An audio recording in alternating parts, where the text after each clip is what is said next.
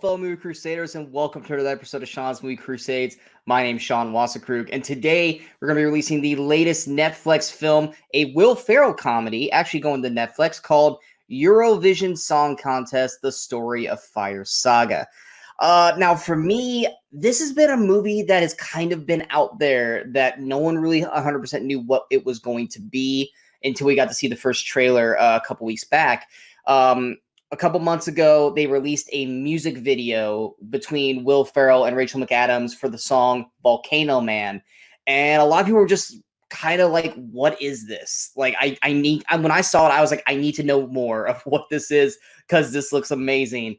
And then we got to see the first trailer a few weeks back, and I was genuinely really, really excited to see this movie because Will Ferrell, he's a favorite comedian of mine, but he can go very hot and cold depending on his performances. I mean, he's got great performances in like Old School, Talladega Nights, Step Brothers, Anchorman, like all those great films. And then, but sometimes he goes a little too off the rails with something like Holmes and Watson or Kicking and Screaming or stuff like that. So depending on how controlled Will Ferrell is in a film, really can gauge how good the comedy itself will be. Some people like him to just be outlandishless and crazy, like in something like a Step Brothers, and some people will like him a little more confined in something like a Blades of Glory or even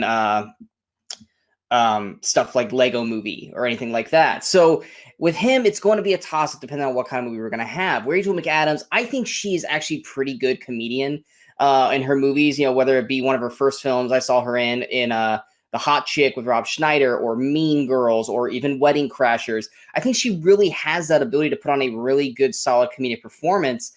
She just doesn't really do it a whole lot. So I like that these two were really at the helm of this picture.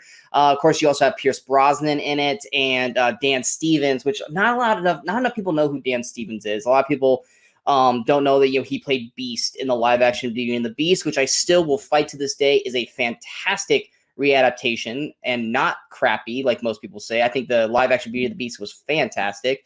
But he was also he's also on the TV show Legion that just ended earlier this year. He's a criminally underrated actor, and seeing him kind of be the villain, I guess, of this film definitely made me a little more excited. So there was a lot of faces in here that genuinely made it more interesting for me. So going to the actual review, the plot of Eurovision Song Contest, The Story of Fire Saga, is when aspiring musicians Lars and Sigrid are given the opportunities to represent their country at the world's biggest song competition. They finally have a chance to prove that any dream is worth having is a dream worth fighting for. Now, for most people, this is going to come off looking like a parody of The Voice or American Idol for pretty much everyone here in America. But for people outside of America, Eurovision is a real song contest that's been going on since the 1950s. Celine Dion's won it. ABBA's won it, which is actually what the basis of these guys' dream is, when ABBA won it back in the 70s. So that's kind of how the story starts, is with these two characters at a young age watching ABBA win and Eurovision, and that becoming their ultimate goal. And obviously stuff. There's other plots and stuff ensues, but that's the general plot for Eurovision Song Contest. Now for me, I will say Will Ferrell is more reserved in this role. He still does his outlandish stuff, but I would say he is probably more in his Blades of Glory, where he's gonna be. He's gonna have outlandish stuff to do, but he's contained in this, and he's not going off. Just doing crazy ad-lib stuff like he would do like in a Step Brothers or Holmes and Watson kind of film like that. And because of that, and that's the other thing too, is that because he's more reserved and his character is very driven in what he's trying to do, he's not playing a jerk character. He's a genuinely, Lars is a nice guy. He's weird to, everyone in Iceland, they find him weird because he's so driven towards wanting to win this contest and make something out of himself and Sigrid as Fire Saga, that people in Iceland just don't understand it and just don't get it. And because his character is very driven, he's more likable than a lot of Will Ferrell characters in most of his movies. I mean, you like Will Ferrell in most of his movies, not because his character's likable, but because it's Will Ferrell. And in this one, Lars, well, yes, he does do some stupid things. He is genuinely a nice guy at the most basic part of his character. Highlights, obviously, for this definitely is Rachel McAdams as Sigrid, and of course Dan Stevens as Alexander Lemtov, who plays the Russian singer in this film. Both of them obviously have singing performances, but I will say the main singing for Rachel McAdams does come from a actual singer. So Rachel McAdams does do some singing, but the big belting points obviously are not going to be Rachel McAdams. But Dan Stevens is full on singing in this film, and he crushes it in the songs he does. He's very operatic with his singing voice, so if you like that kind of voice, you'll like it. If you don't, you won't. But the songs in this are kind of catchy. They're kind of songs that will get stuck in your head, and whether that's a good thing or a bad thing will depend on how much you enjoy the movie.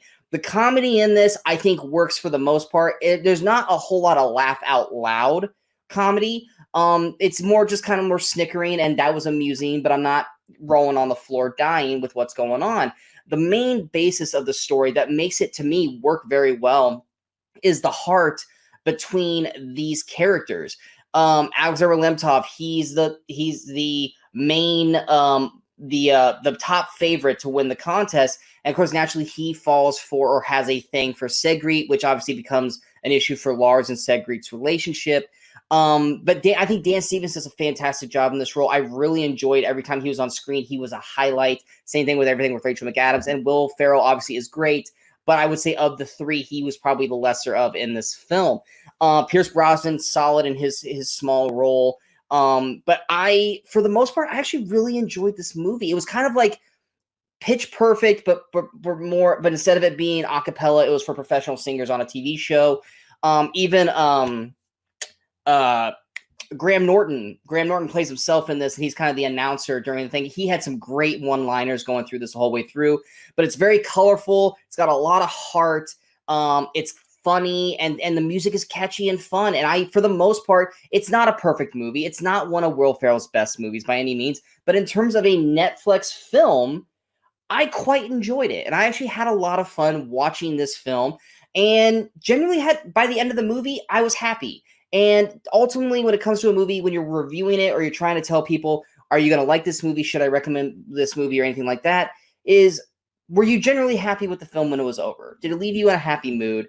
And yes, Eurovision Song Contest, The Story of Fire Saga, left me in a happy mood by the end of it. Some people are probably writing it a little too hard in terms of its reviews because they're wanting something very grounded, but obviously it's a Will Ferrell movie, so that's not going to happen. But for the most part, I really, really enjoyed what I got to see out of this. I kind of wish we would have gotten more, but even at 2 hours, it does kind of feel the weight of its running time by the end of the film. But I did enjoy what I got to see. So in terms of overall recommendations, if you're a fan of Will Ferrell, if you're a fan of Eurovision, because I've heard from a lot of people who do watch Eurovision that this film is not making fun of it. It is not a parody of Eurovision, that it's actually a pretty spot-on interpretation of what the real-life Eurovision is like. So if you end up liking this movie and how this song contest goes, you might want to try to find a way to watch Eurovision. It's been around since the 50s. It wasn't on this year, obviously, because of the pandemic. But this is apparently a very, for the most part, accurate rendition of what this show is actually about. So I definitely recommend this movie, and not just in terms of it being just an overall good, fun comedy to watch and a good Will Ferrell comedy, but in terms of a Netflix film overall, it is definitely one of the better ones that Netflix has released. So I definitely strongly recommend this movie for anyone who's looking for any of those things or like some good singing, because there is actually one good number in the middle where it's kind of a group effort, which is very Pitch Perfect-like, because they usually do that at least once in every one of their films. They do it in this, and it actually was shot beautifully. And it was very, very well done. And I feel like even though some people might think this movie is a parody, I think they do a really good job of respecting Eurovision and doing it justice in terms of how it should be done, how it should be portrayed to people who don't know what Eurovision Song Contest is. So going to my overall score, I'm going to give it an 8. The movie itself probably isn't deserving of an 8, but in terms of what the movie is and how I actually felt and liked about the movie, I'm going to give it an 8 out of 10. So yeah, that's basically the review for Eurovision Song Contest, The Story of Fire Saga. I hope you guys enjoyed this review. If you guys did, go and hit that like button. If you guys feel like this review is worth sharing, go ahead and hit that share button. But most importantly, Don't forget to hit that subscribe button to the channel so you guys stay up to date with all the latest videos that pop up in Sean's Movie Crusades. And of course, don't forget to follow us on all the social media outlets you see below. Coming up next, obviously, we got a few movies that also came out this past weekend, such as Irresistible, the Steve Carell political comedy. I still have to get High Note watched. And then there are a few others that are going to be probably sprinkled out here through On Demand. We got Tom Hanks's Greyhound coming out here in the next couple weeks. Hamilton is going to get dropped here, I think, Friday. So I'll probably watch that. I don't know if that's going to be something worth reviewing or not, but if you guys want it, I'll do it. But yeah, and then of course, obviously, latest news for pandemic, the movie theaters have been pushing back the releases of Tenet and Mulan. So it looks like we're still going to be a little bit of a ways away from actual having movie theater films. So be on the lookout for anything that might pop up on the channel. I'll review whatever you guys want. Just leave it in the comments or on any of the social media outlets, and I will do what I can for you guys and hope you guys enjoy watching. And until next time, in case I don't see you, good morning, good afternoon, and good night, Movie Crusaders.